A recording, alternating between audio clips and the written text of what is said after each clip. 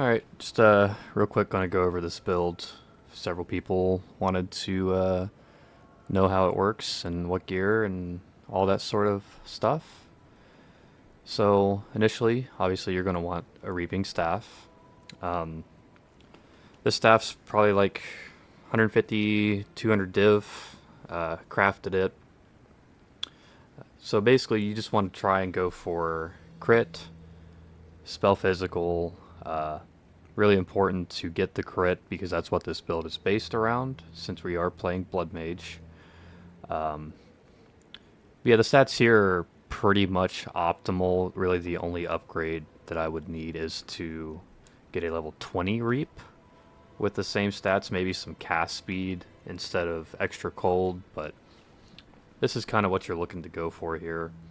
For the gear, using these uniques in conjunction just to have an insane amount of life, because with the attribute on here, 5% increased spell damage per 100 life, currently sitting at 5,400 before picking up life remnants, so we have a pretty decent amount of life to work with, which is why having no resistances kind of doesn't really matter. We are pretty squishy for the most part, so you kind of have to almost in a sense know what mobs do what so you can know whether or not you need to dodge out of the way, that sort of thing. But these gloves here are pretty critical. Gives you a lot of crit chance, but the biggest thing is leech from critical hits being instant. That's how we sustain while mapping and doing bosses, that sort of thing. And this is how we get our clear. Obviously, most people know of Trample Toe. They are pretty much how we clear in maps. Obviously, doing overkill damage to enemies is huge when we're putting out 542,000 just sitting here in the hideout. So it pretty much clears your screen as long as they are clumped together. Ingenuity, I'm still kind of working around with. The rings, having the cast speed, increased damage, a little bit of rarity just for shits and giggles.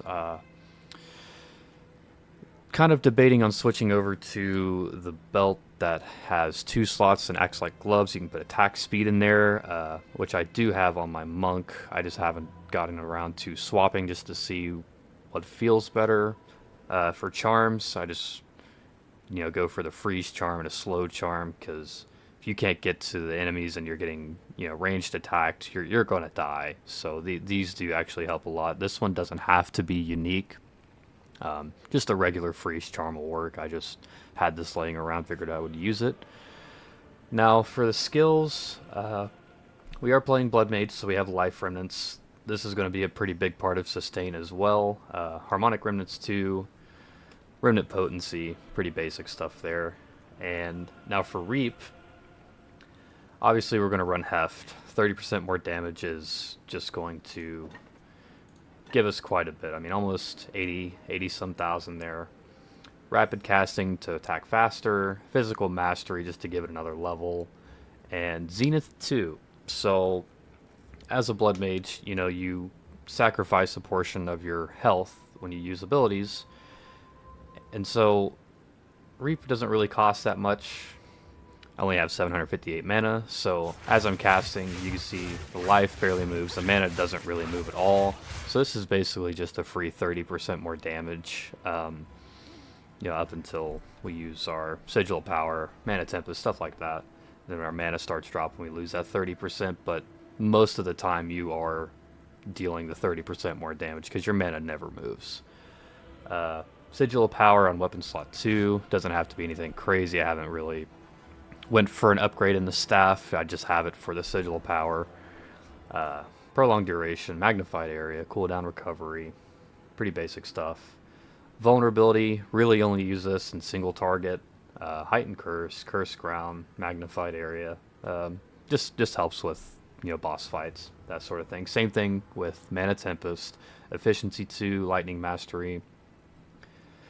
Nothing. There's not really any other skill gems that would benefit, in my opinion, that at least I haven't tested yet. So, and Bone Cage just gives us a way to pin. You know, you can use this while you're mapping if you have a clump of rare mobs that don't die instantly.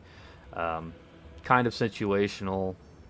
I use it in boss fights just to siphon some mana for Mana Tempest and Sigil of Power, because, you know, Sigil of Power, the more mana you use, you gain more damage. So, yeah, and that's pretty much it for the skills. For the passive tree, obviously Blood Mage. Sanguimancy is now a free allocation, so obviously Sanguimancy. For your first Ascension, obviously I would go with Vitality Siphon just to get some leech, because starting out, you're going to have some trouble keeping your life up, especially if you don't have all of these uniques with the runes socketed, stuff like that. Next, I would probably go for either Sunder the Flesh or Grasping Wounds. It just depends. I actually didn't level with Blood Mage. I leveled with just a minion build, Skeletal Archer, and then around level 80, I ended up swapping over to this build. So, when it comes to leveling with this build, I'm sure it is doable, but I actually don't have any information to help with that. But this is what I'm running for my Ascendancy. Gore Spike, obviously crit damage per 50 life. It's an insane amount of crit damage. Crit chance, increased life, and yet again there's Grasping Wounds. Now for your skill tree, or your passive tree itself, pretty much you're just going for spell damage, spell crit, crit damage, crit chance. It's relatively straightforward. The more crit you have, the more life you're going to leech off the enemies, and obviously the more damage you do. So nothing really crazy here. Go down here. Now, you know, I'm only level 91 currently, so what I'm working towards next is getting Heart Stopping just for another 15%. And get this crit damage bonus there, and this crit chance here. After that, I'm still kind of messing around in different ways to see where I want to go. If I want to have the Jewels with Radius to allocate different points, such as Pure Chaos, if that would reach, I'm not sure. Still pretty new to build testing and trying to understand exactly how the stats coincide with each other, but for the most part this one's pretty straightforward. Spell damage, cast speed, crit chance, crit damage, and you're pretty much set. For jewels, obviously crit chance, critical spell damage. I go for area of effect just for the overkill. I've noticed that it actually helps with the overkill damage that's spread to enemies, and it also helps with just the reap in general. You can hit from a little further away, and that just helps your clear in general. Yeah, crit damage, crit chance, more area of effect. The area of effect's not necessarily required. Now the Heart of the Well, this actually takes some of your survivability and increases it quite a bit. Obviously you got crit damage, 3% of damage taken recouped is life, so when you get hit, it just lessens the hits you take. I think, obviously the 7% increased attack speed, rare unique enemies helps. Physical Thorns does nothing for this build. And that's pretty much it. Currently, to have the exact gear that I've got now is probably somewhere in the 300 divine range. So it's not very beginner friendly for most people. 90% of people aren't going to have 300 div laying around, but you can honestly get started with the helmet, the gloves, and just a base set of trample toe, and honestly be set to begin, farming up your divines, your currency, to be able to afford. The chest piece is pretty expensive. It's a few div. These boots, you don't need 3 sockets on. I just saved up and bought these just to have more movement speed, because starting out you're only going to have the 15% movement speed and it's very slow, as you saw in my first video. This doubles it for the most part and actually feels a lot better. Now for the amulet, I did skip over this.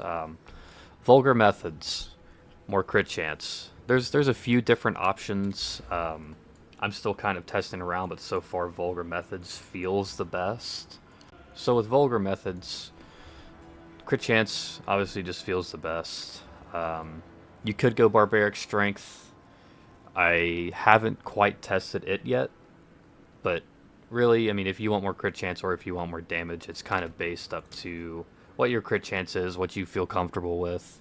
I really like to sit around 91% before taking. Where's the reduced critical? Yeah, before taking Throat Seeker, I was sitting at about 96 or 95% crit chance, which felt amazing. But the damage actually just kind of makes up for it, in my opinion. But kind of mess around with the different crit chance, crit damage nodes, see what feels best for you. I currently just feel like Vulgar Methods feels the best for the anointment. But yeah, on the amulet as well, you want cast speed. You want to prioritize +3 level to all spell skills. It makes a huge difference in your damage. And with the Abyss modifier, recover 3% of maximum life on kill helps an immense amount for your survivability. It's not required, but if you don't want to feel as squishy, I would highly, highly recommend finding an amulet with the recover Abyss modifier. Again, 6% increased maximum life, 108 maximum life. Those are almost necessity because the more life you have, the more damage you do. Life flasks don't really matter. Mana flask doesn't really matter. Just whatever you prefer.